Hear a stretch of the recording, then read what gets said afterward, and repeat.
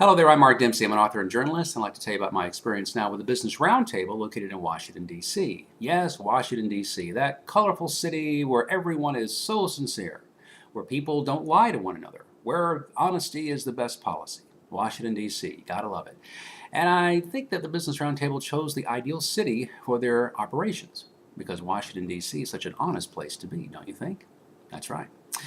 Anyway, who are the Business Roundtable folks? Who is the Business Roundtable? Well, let me just tell you who they are based on their website, and this is exactly what they have to say.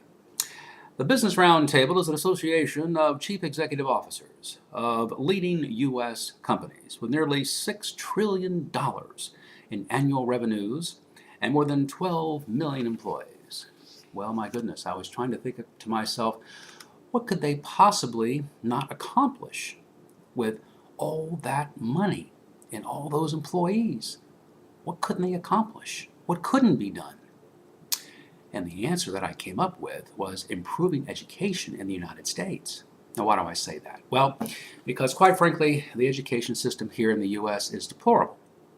We have 1.2 million kids who drop out of school every single year in this country, and the average dropout rate is around 33%. But for minority kids, African Americans, and Hispanic kids, it's over 50%. In some U.S. cities like Philadelphia and New York City, the black males who graduate, only 28%. And for Latinos who do drop out of school, only 1 out of 10 of them get a GED.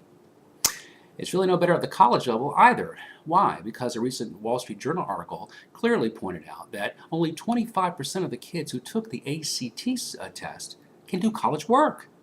They're going to need remedial help. Where does the U.S. stand as far as education in math and science? Well, out of the 30 industrialized countries, the United States stands at 21 for math and 25 for science. Way, way, way at the bottom. So, I was thinking now, does the Business Roundtable have anyone who heads up their education initiative? Do they have someone like that? And lo and behold, after reading the Wall Street Journal, I came up with the answer. It's Susan Treiman. Yes, Susan Treiman is that person. And this is what Susan's job description says on the website. Let's see. She oversees the Roundtable's activities for chief executive officers of leading corporations interested in improving education performance and workforce competitiveness in the United States. I was trying to think to myself, what exactly are these education initiatives that executives from leading corporations are into? What exactly is going on there? What education initiatives? I just got through telling you how bad and deplorable the education figures are. So what exactly does Susan do all day? What exactly are these education initiatives? Who's involved here? Apparently no one. So, what did I do? Just to be sure, I emailed Susan. And I said, hi, my name is Mark Dempsey. I'm an author and journalist, and I'd like to talk to you about a program that I think that would benefit education, that would be helpful to your members. Did I ever hear from Susan? Nope, not a peep. Did she respond to my email? Nope. So I said, well, there might be an email problem. I'm just going to give her the benefit of the doubt. And so what did I do? I called the Business Roundtable in Washington, D.C., and the receptionist answered, and I said, is Susan Treiman there? And the nice young lady said, yes, she is. Yes, she is. That's what she told me. And I said, well, can you please pass me on? And she certainly did, and went right into voicemail. So she was there. She didn't take my call. She didn't respond to my message. She didn't respond to my email. Nothing. Where is the professionalism? Where is the courtesy? Is this how they treat everyone at the Business Roundtable? And then you have to wonder what exactly is going on there. The Business Roundtable is probably an organization just window dressing. It doesn't really mean a lot.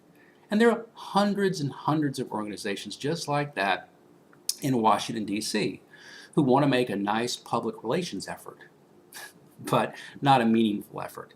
And a lot of those people are just like Susan. They don't return phone calls, and they don't return emails because they don't want to answer any tough questions. And they really don't want to do anything because they're warming their seats most of the day. And they've got to keep their seat at exactly 98.6 Fahrenheit, because you see, that's the human body temperature. Can't move out of the seat because you got to warm the seat all the time, and you also got to, push paper most of the day because you're really not doing anything meaningful. Okay, like answering phone calls from people who want to help, who really care and are sincere in their efforts. People just like me.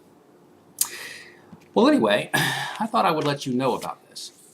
And so the next time that you read something about the Business Roundtable, about doing great works or some education initiative, well, just be surprised that something like that is really going on, because clearly they're not interested in having a meaningful effort. What's really sad is that I told Susan in my email that a director from one of her member companies was interested in the project. And companies are going to have a very difficult time hiring people in the future. Verizon today interviews 13 people for every one position, if not more. And out of those 13 people, they pick one person for an entry-level customer service job. And you know the reason why they do that? Because the other 12 didn't have the communication skills in order to do the job effectively. And that's why companies are very concerned about the education situation in America. Oh, they say they're concerned. They great press releases, but what are they doing? And so when I heard that Susan was heading up the initiatives, I just had to ask myself, what are they? And come to find out, there's probably nothing going on, because the results are so bad, and they will continue to be so bad as long as Washington, D.C. based organizations like the Roundtable don't do anything. As long as there's window dressing instead of a meaningful effort, nothing's going to change. No phone calls will be returned, and no emails will be returned either. Steady as she goes, while other countries become more competitive and overtake us. Great job, Susan. Great job. My name is Mark Dempsey. I'm an author and journalist, and you are welcome to contact me directly if you like. My email address is markd112@yahoo.com. That's markd112@yahoo.com. Anyone can email me. Happy to hear from you, including Susan, who already has my email address. Thanks so much for listening. Take care.